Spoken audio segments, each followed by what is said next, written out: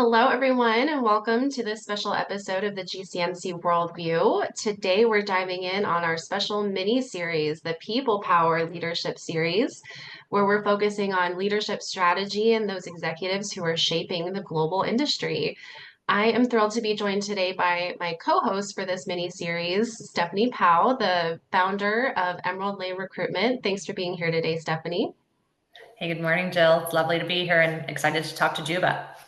Yeah, we have a really exciting guest today, very globally minded person. He travels all over. We're joined today by Juba Hadid, the Global VP of Sales and Partnerships at Allied Health,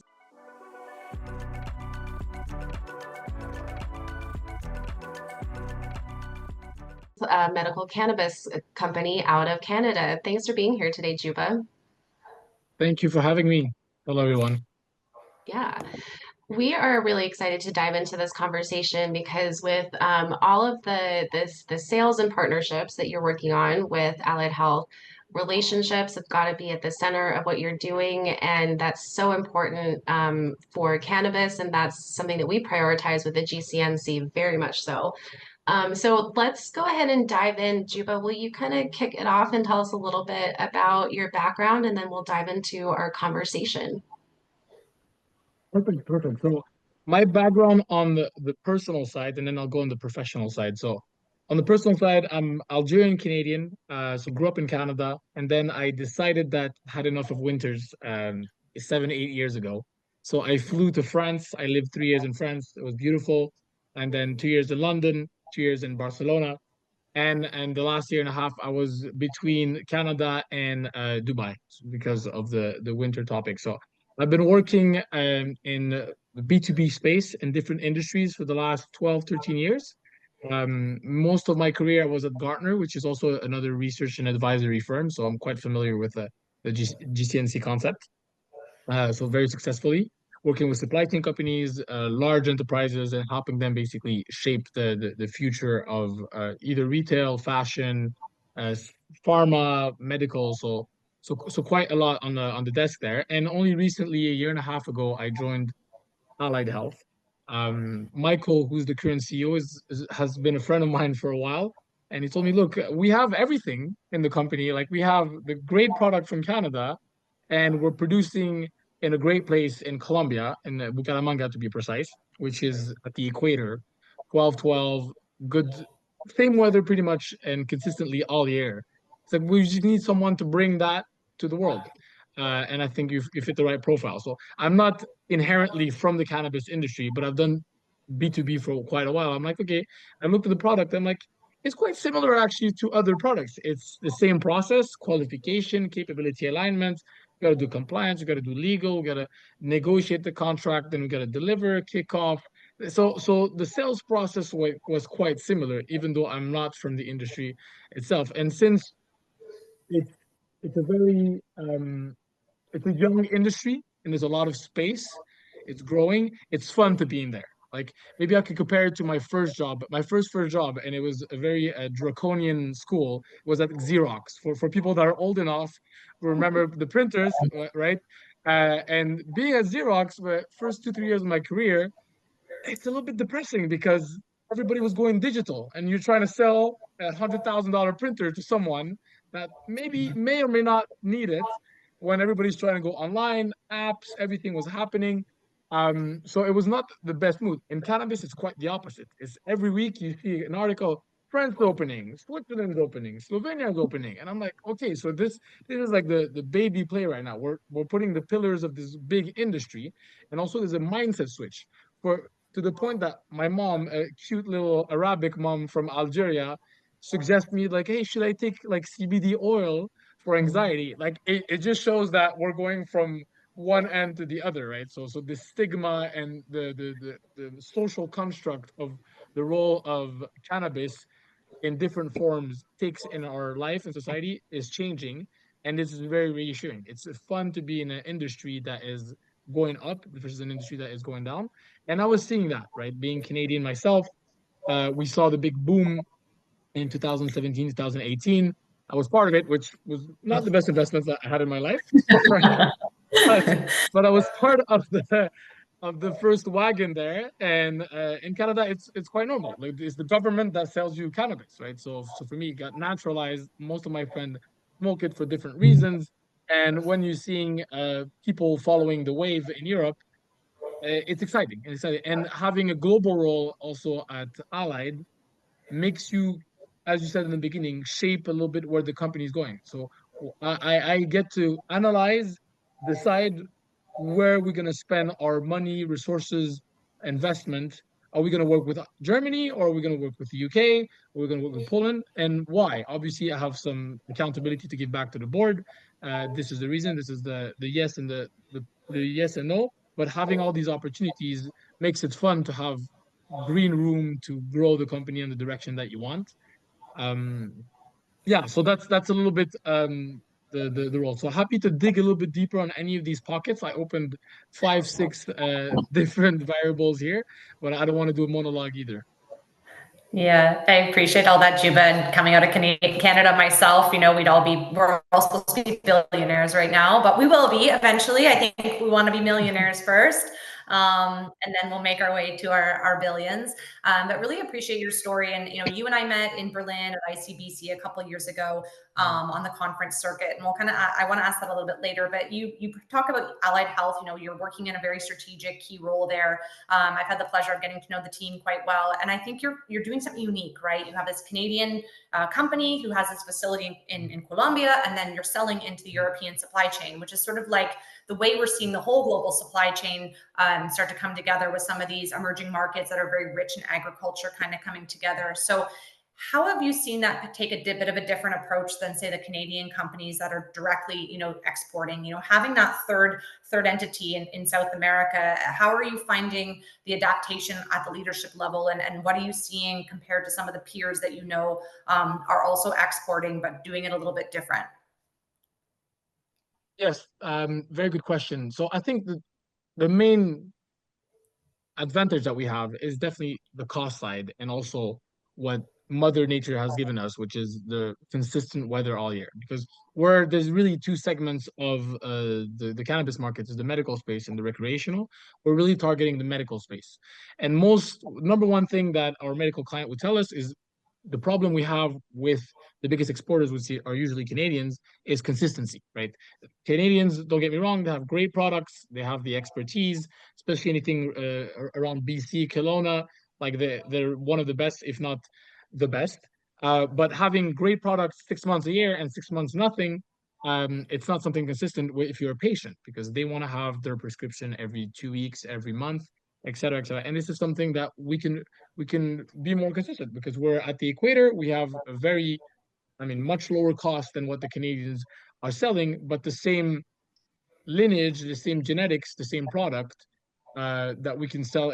And I think what we're doing different than some of our competitors on the Colombian soil is that the front-facing line is Canadian, right? So when we go to these conferences, um, like, people want to work with people that they get along with, and they have overlapping in either culture or reference, or ultimately these are long-term partnerships. For most of the time, when I sign a deal to the moment that we ship, that we deliver, it's 6 to 9 months, because we have to test, we have to import, export, test again, quality. Sometimes you have to irradiate, sometimes you don't. All this is 9 months of talking to someone. But imagine you don't like that person. It's a long fucking 9 months. Sorry for my my French here. We work in Um, cannabis. I think it's okay. yeah, yeah. I should have asked that before. So I think this is one of the biggest differences. Is this, there's a stigma in Colombia because it's not known as a country that has a lot of experience in that. But because we're a Canadian executive team, our main grower, Tim Levy, has been in the game for 25, 26 years. He is going to Colombia every month, every 2 months, making sure that everything happens well. Our CEO, myself, our CEO, our two co-founders, everybody's Canadian. So when we're front facing with the clients that buy from us, they're like, okay, well, there's a certain level of trust and expertise that come with that. And on the other side, while we have a great team in Colombia growing, we can expand and scale also much quicker, right? There's no winter for that. Like, we're specifically in Colombia, we're in La Mesa, which is table in Spanish. You know that stuff, and it's like a table at 1,300 meter of altitude. same weather all year. It looks the same. I mean, any time of the year I will go visit, it will be very, very similar.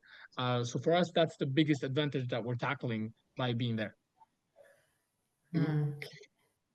Yeah, Oh, it's go really ahead. interesting hearing you talk about touch on your perspective of the relationships and the importance that they are. You know, to your point, it's very real. You're spending 6 to 9 months working with someone, waiting for something to happen, taking very incremental steps, and you really have to get along. Can you dive into that a little bit more in terms of, well, Stephanie, I'm sure you run into this, when you're recruiting, you're trying to find people that kind of gel together. And sometimes they might have complementary skill sets, but maybe not complementary personalities. Yeah. Yeah, no, I agree with you. And I think it goes down in my career, there's really two types of salespeople, right? There's like the ones that I call kind of like the sales engineers that are like the expert and know everything about the product and to the level of like they could be growers themselves, you know. And there's the other part that are more the human part. And I'm definitely more the second one, right? So I'm very sociable. I traveled a lot the last 7 years. I was working remote. I lived in 6 countries. I just came back from Yemen last week. It was my 94th country. So I'm like a social chameleon. Like I can talk to anyone, any place.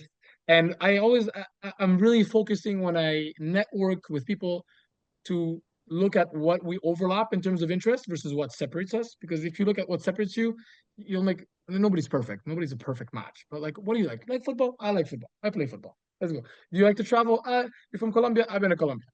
Like so. But it's not even. It has to be genuine, and it is genuine in my side because I'm epicurious. I love to travel. I'm curious about. It's like I was in this island that had zero network and like nothing. Like we were there for a week. We had to get a driver. Everything is written in Arabic. I couldn't understand anything, but I'm like, you know what? It looks very fun. Let's do it. Let's camp under the stars for 7 days. Most of my friends are like, you're crazy. There's a war happening in north of Yemen. And I'm like, it's gotta be fine. It's gotta be fine.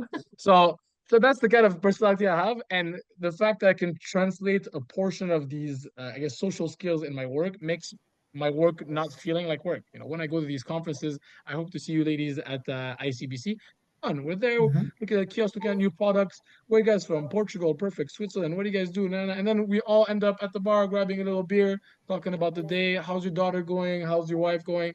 No, it's work, but at the same time, like we're all humans. We're there. We're social uh, individuals, and I like to get to know the person before going on because then the business becomes so easy. Like what I'll give you maybe the best example I have. When I was working, I'm not gonna name the client, but it's one of the big sportswear in the world. When I was working at Gartner, it was a huge group, probably the biggest group in the world in terms of sports stores to sell anything from shoes to bikes to. So I guess you can guess who it is.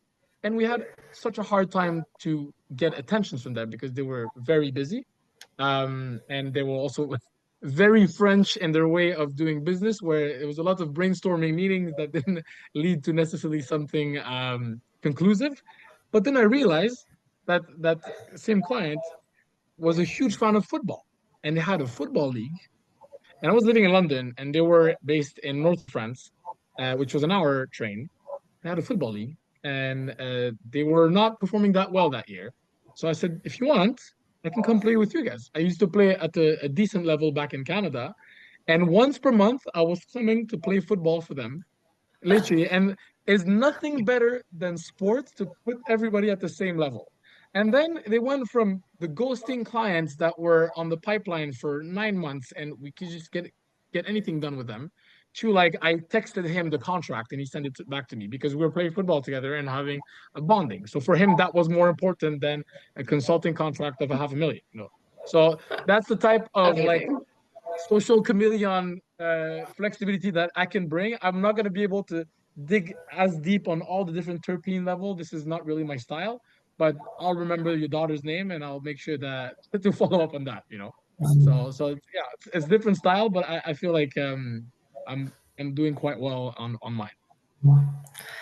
That's awesome. And I appreciate you really bringing up the human component of this, right? Ultimately, in the day, regardless of if we're in sales or we're cultivating or we're in, networking, whatever we're doing, we're still the humans, behind us.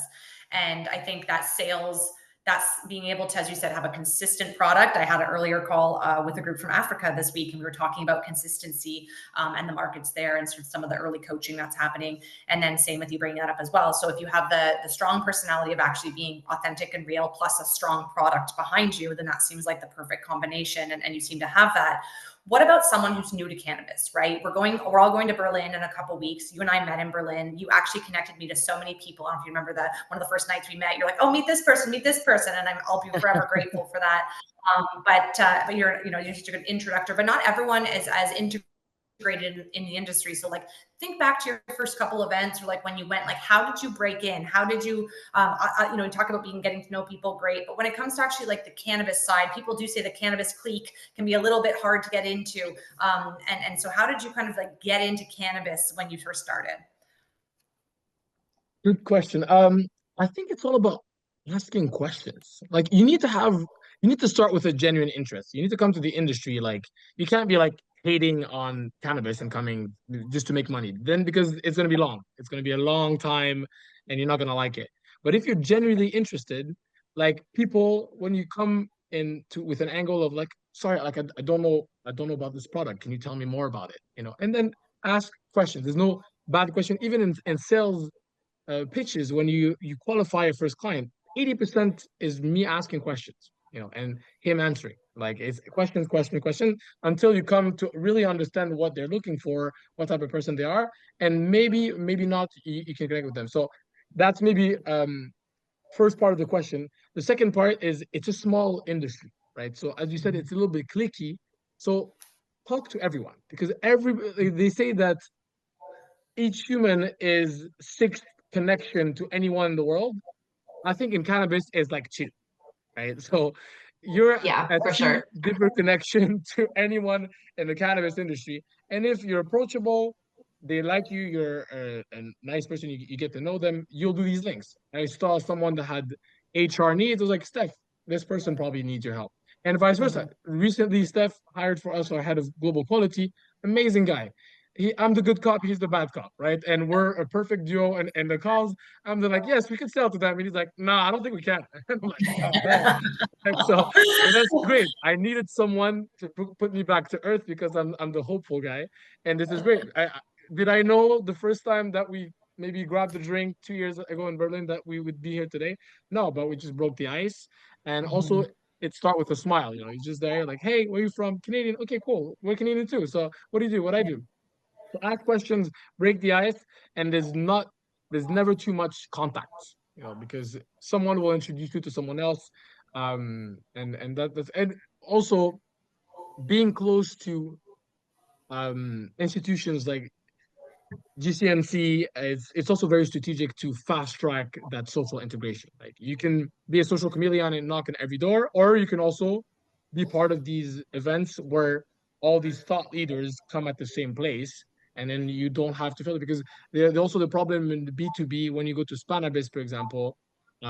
It's a great event, but 90% of people is B2C, right? So you're trying to spend your time also networking with people that will bring something, especially if you have a sales or business development role, because you would like to go back home with some leads and create some relationships from that event to be able to go back again, right? So if they bring value, then you'll be able to go back. If they don't, then you probably will be stuck home.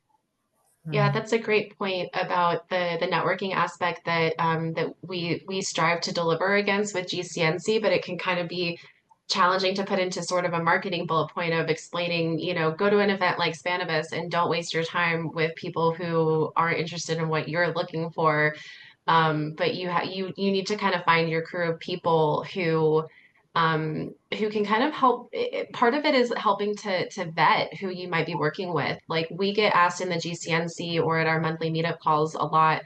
There's that kind of quiet, like, hey, I'm looking at getting into business with XYZ people. Does anybody know about them? And get a little bit of feedback. And, we've heard people where the answer from 3 people is like, meh, then that business deal doesn't go forward. But if everybody else is like, oh, yeah, they're great people, we know them from XYZ, we've done great projects or things like that, like people are actually saving time and money and getting to a deal faster because of that soft skill kind of networking, let's work the network kind of thing.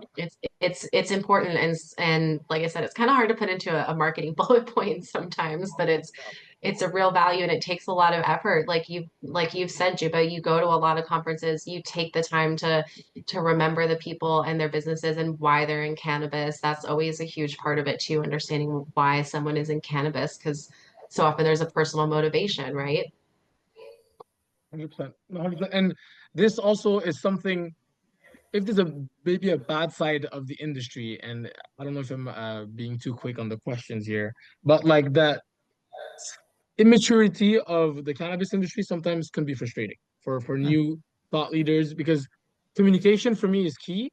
Like, hey, if we're talking for 2 months to do a deal and it's not going to go through, you don't have to ghost me. Just tell me it's not going to happen.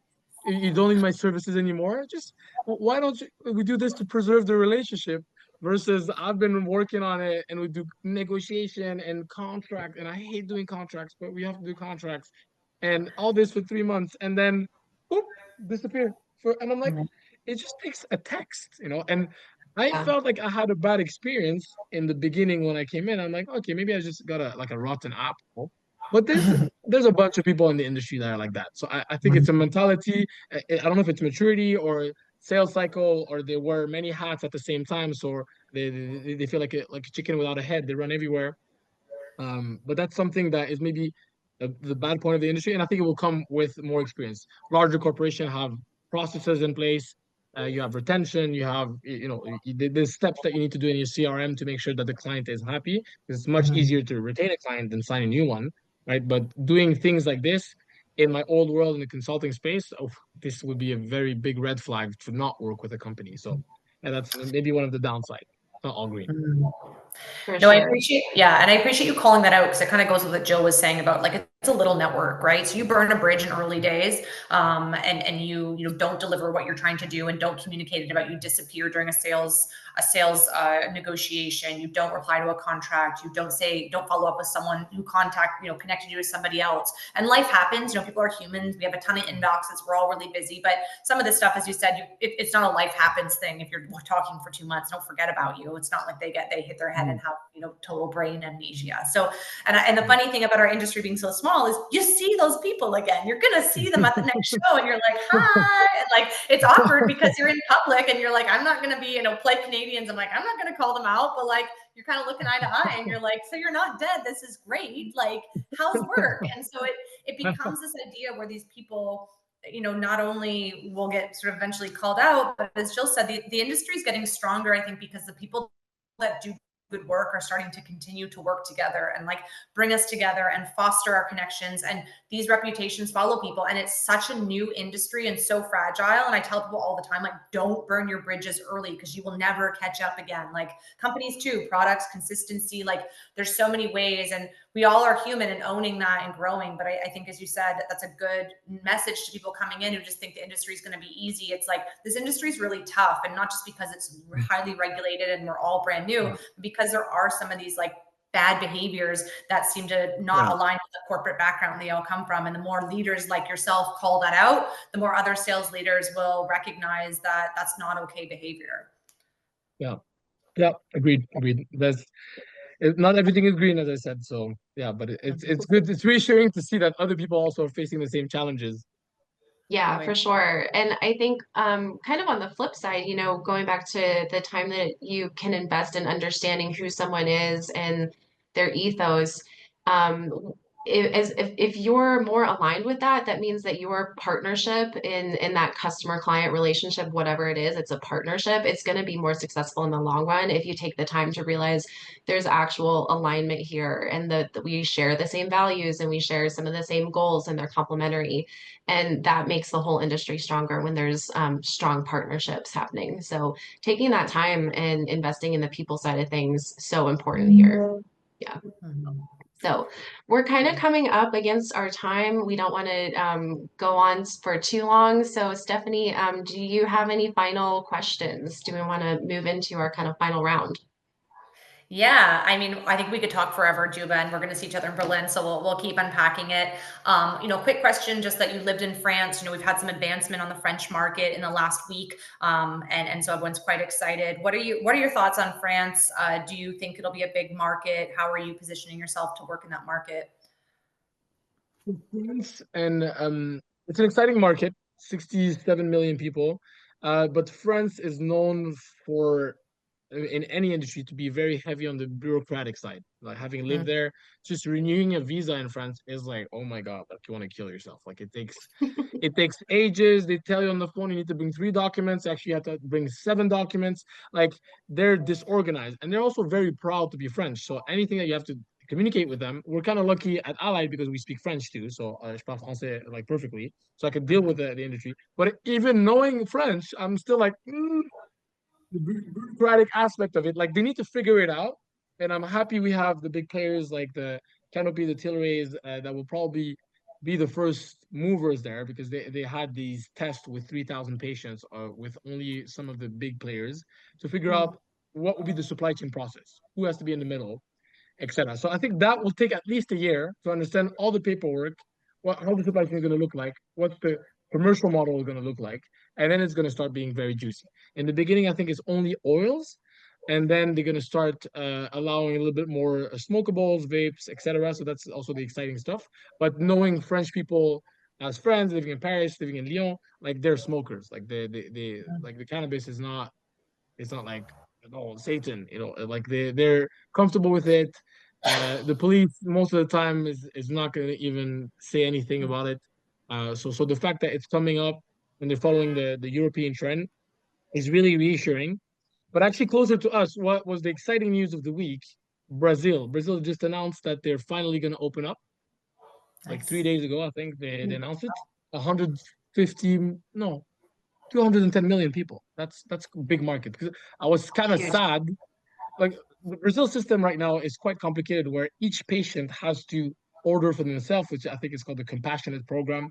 But as you can imagine, ordering yourself a 30 milliliter bottle of CBD THC, that's as a mess for supply chain because you have 5,000 patients, that's 5,000 orders, so Wow. quite complicated. And at the end of the day, then most of the cost goes in the shipment versus going into the product.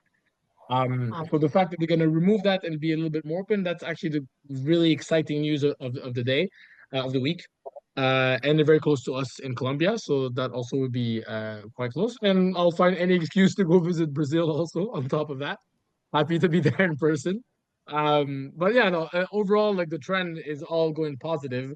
So it's exciting. It's exciting. I don't think on the short term, France is the one I would focus. Probably more like UK or something like Poland. Poland is quite exciting. If you have a good structure in your company, good quality and compliance, not a lot of people get into Poland because you have these two schools in the medical space. The Australians that they allow most things, but if they audit you and you're not compliant, you have big fines. Or you have the New Zealand or Polish where you have to register your product, which takes ages, and nobody wants to do that because one strain document registration is like 300 pages. But once you're in, you kind of guaranteed that everything will be sold at a very good price. So the pros and cons on both sides. But the fact that more countries are coming on the map, it's exciting for us. And one of my main focus, if there's any new leaders that are in here, starting a company same size as Allied, focus on the direct supply chain. Like this is my big learning from 2024. The indirect supply chain have players in the middle testing things that you cannot control. It's out of your hands. If a testing is not going well, it's in Portugal, it's in Switzerland. You can't touch it. It gets very complicated. It's a cash-friendly industry. So the more direct and close you are to your end customer, the better it is for your health and the business health also, because we need cash to get running. If you ship something but you're paid in 7 months, the board's not going to be happy about that. So this is quite important. Yeah. Yeah, that's a challenge. We've been kind of wrapping up all the conversations with asking our guests about a win and a wish. And I feel like we just heard a couple wins about, Brazil opening up. You sound really excited for that. So that feels like it's your win.